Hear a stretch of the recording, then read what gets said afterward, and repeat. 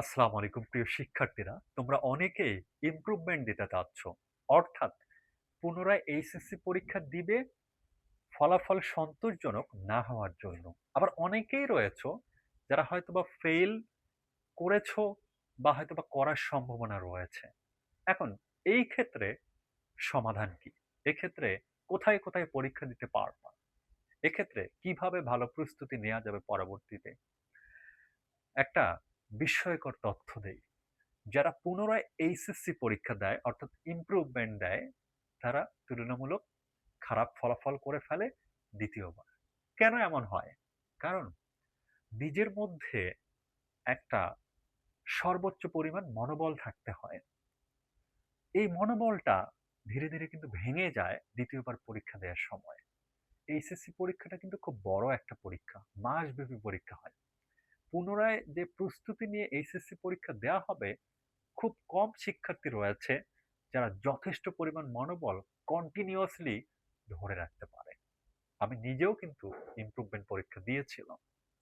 আমার সময় দেখেছি আমার পাশের সিটে যে বসেছিল সে প্রথমবার পরীক্ষা দিয়ে 4.60 পেয়েছিল। দ্বিতীয়বার পরীক্ষা দিয়ে ৩টে সাবজেক্টে ফেল করেছে। এরকম আমার আশেপাশে অনেকের ঘটনা ঘটেছে। অথচ প্রথমবার যখন সে এইচএসসি পরীক্ষা দিয়েছিল, তারপরে ভর্তি পরীক্ষায় কিন্তু সে কিছু বিশ্ববিদ্যালয়ে চান্সও পেয়েছিল। কিন্তু পুনরায় এইচএসসি পরীক্ষা দিতে গিয়ে ফেইল। প্রথমবার আমি কিন্তু ইংরেজিতে এ প্লাস পেয়েছিলাম। পরবর্তীতে আমি যখন এইচএসসি পরীক্ষা দেওয়ার সময় ইংরেজি পরীক্ষা তো দিয়েছি, যেহেতু সব সাবজেক্টে পরীক্ষা দিতে হবে। ইংরেজিতে পরীক্ষা দিতে গিয়ে দ্বিতীয়বার আমি খারাপ করে ফেলি। বাট ওভারঅল আমি ইমপ্রুভমেন্ট করেছিলাম। শুধু ইমপ্রুভমেন্টই করিনি, আমার সাথে যতজন পুনরায় এইচএসসি পরীক্ষা দিয়েছিল আমার জানা মতে ৩০ জনের উপরে হবে। তাদের মধ্যে আমি বেস্ট ইমপ্রুভ করেছিলাম আলহামদুলিল্লাহ।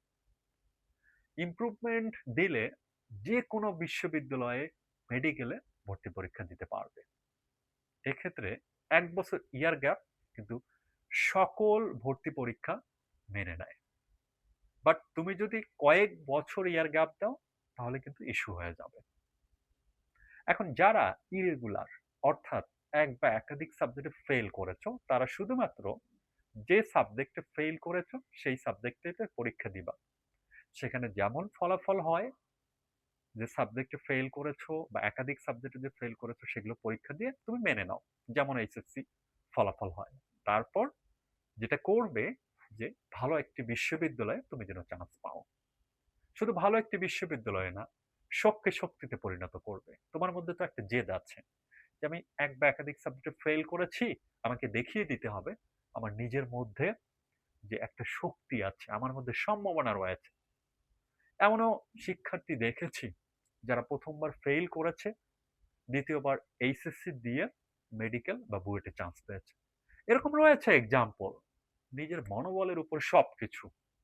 ইমপ্রুভমেন্ট দিয়ে কিন্তু সবাই খারাপ করে না, অনেকেই অনেক ভালো করে। সেক্ষেত্রে তোমার কন্টিনিউয়াসলি একটা মনোবল নিজের মধ্যে ধরে রাখতে হবে। তোমার মধ্যে যদি জেদ থাকে যথেষ্ট পরিমাণ, তাহলে তুমি ইমপ্রুভমেন্ট দিতে পারো। আমি যখন প্রথমবার তুলনামূলক খারাপ ফলাফল করে ফেলি, জিপিএ 5 আমি তো পাই না প্রথমবার, তখন আমার মধ্যে একটা জেদ জাগে। সবাই তো আমাকে কথা শোনাচ্ছে। আমি এইচএসসি পরীক্ষা খারাপ করে ফেলেছি। আমি দেখিয়ে দিতে চাই যে আমি এইচএসসি পরীক্ষা ভালো করতে পারি। এইজন্য আমার কিন্তু এইচএসসি পরীক্ষা টার্গেট করে আমার পুনরায় পরীক্ষা দেয়া।